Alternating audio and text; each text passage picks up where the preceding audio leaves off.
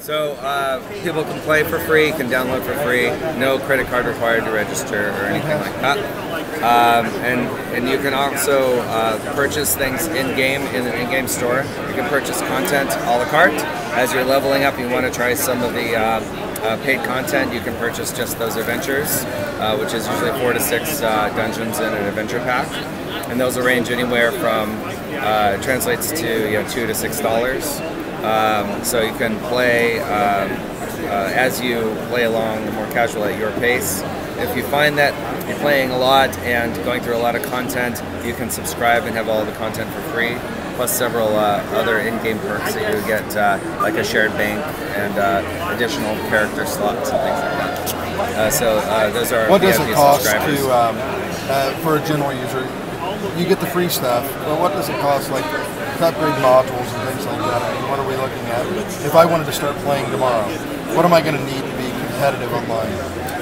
Well, the difference is how much time you have. That's really what the model is. If you have more time than money, you don't really have to buy anything.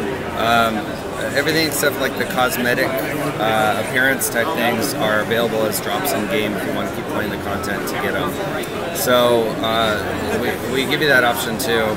To play and actually earn turbine points in-game for completing quests. So you could actually play up through several levels, earn enough turbine points to buy an adventure pack or two, play another character, earn points and buy adventure packs, or that sort of thing. So we give you some options that if you have more time, you don't actually have to be a paying player. And there's several ways to spend money. We make a lot of convenience items, like things that will teleport you around so you don't have to run from place to place. Things that will allow you to rest without having to go back to a tavern and take an experience penalty and take time to recover in a tavern and then go back to your dungeon, or potentially lose your progress in the dungeon because you died, something like that. So we offer those things in the store as well. And again, those are generally thought of as convenience items that save you time. So if you have more money than time in that regard, you can participate. What are the minimum system stats? Well, we've actually published 3 different levels of system requirements. A min level, which I'd say it's actually pretty low. We've just updated it to give you an example of how minimal that is. We just took off modems as a min-spec requirement and said you should have broadband. So we actually support a pretty old system going back prior to game, but 6-7 years back as far as processor. Your advantages are going to be in your RAM and hard drive speed and your video card performance. We'll support DX9, but the game also supports the DX11 technology, where we get improved shading, water reflections, and volumetric lighting. So if you have the system and the video card to see the good stuff, you can. What OSs? What operating system? We're currently supporting PC. Well, I mean, will you go back to Windows XP? Oh yeah, just absolutely. Windows 7 forward? Or? Yeah, Windows XP, and we'll be supporting Windows 8. So it's very similar to like Steam, where you download it and then you're interacting that way. Yeah, in fact, it's now available on Steam as well. Oh, really? Yeah. So that's another distribution. So you can go directly to our site and download it, and you can also connect it to your Steam I can connect it to my Steam account. Fantastic. All right. So I'm running in the new expansion pack content here, and I'm in a place called Evening Star. So originally we launched with strictly supporting the Everon campaign, which is more of a magic punk, technology meets magic, and everything's floating and glowy and crystals everywhere. And it's got Warforged and Artificers, which are very tech-based fantasy.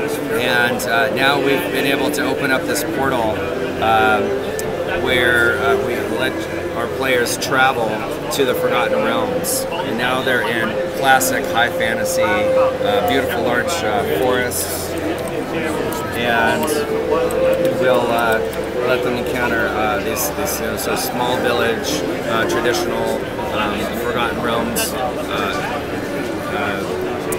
experiences in dungeon crawls, going up against Drow and the Underdark. Yeah, so we just launched the expansion pack, which is the Menace of the Underdark. And Wizards of the Coast is currently doing the Rise of the Underdark campaign with Lolth and the Drow. It just takes place in another region in the Forgotten Realms.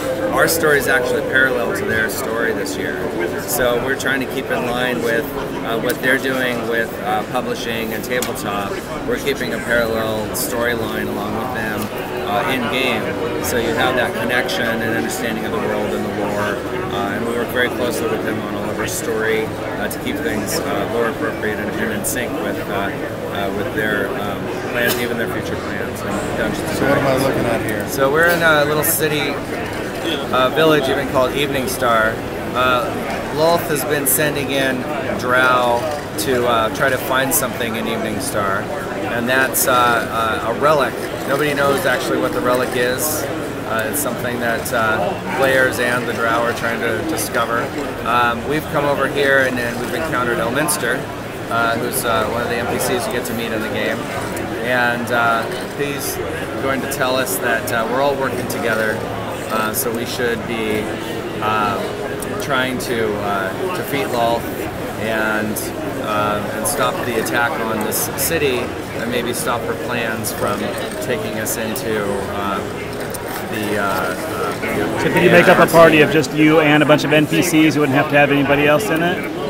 Yeah, we actually do have hirelings that will support your party. If you don't have a full makeup of a party of friends, like you want to have your melee, maybe your casters, and your cleric to heal everybody, you can actually get a hireling to follow you and cover one of those supporting roles, from rogue to cleric. And that allows you to play with a smaller group. The dungeons also scale the difficulty based on the party strength. So if you're running something that you don't have 4 to 6 people for, and it's maybe just 1 or 2 people, you can go in, and the difficulty of that dungeon will actually scale to the makeup of your party. And then you can also get those hirelings as AI that does the supporting roles that keeps you going. I'm actually playing a druid, which is a new class. It's a shape-shifting class. Very cool. Yeah, so we get some different play styles when you do this. You can be more melee-based. You can have sort of high DPS from being a bear, like a dire bear. And we also have elemental forms that you can play. Very cool. And then dungeons are instance-based, so if I were to take a quest and enter in to help this person, I think that they've had some strange noises in this hospital, so we can enter in here. I could actually make this a public quest as I go in and allow people to just spontaneously jump in and join me, or I can make it exclusive to just my party. So here's a purple knight here in the Forgotten Realms. He says he's not feeling very well.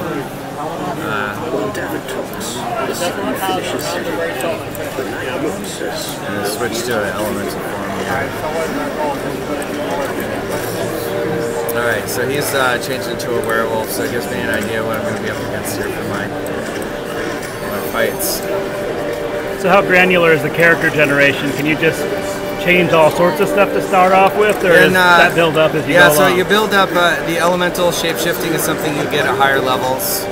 And you start out by picking a wild shape form of either a wolf or a bear, and then you can get another level of wolf or bear that you'll take as you level. And then the casting abilities are pretty cool on these guys as well. Different forms will give you different abilities. So my bear is really good at casting like earthquake spells and knockdown and tremors, and that's this type of aggro pulling damage. And then if I switch into an elemental form, I'm going to have the ability to do more flame-based spells. I'll be stronger with flame-based spells, and so on.